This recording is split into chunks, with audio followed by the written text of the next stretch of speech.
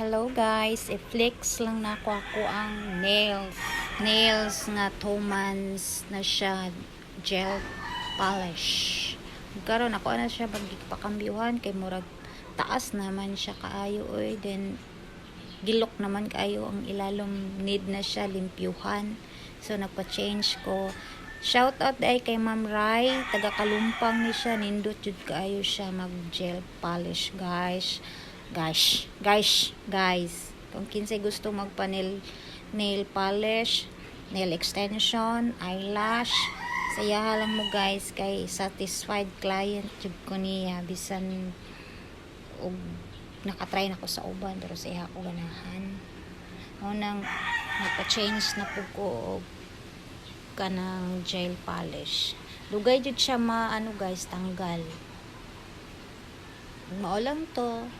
Shout out.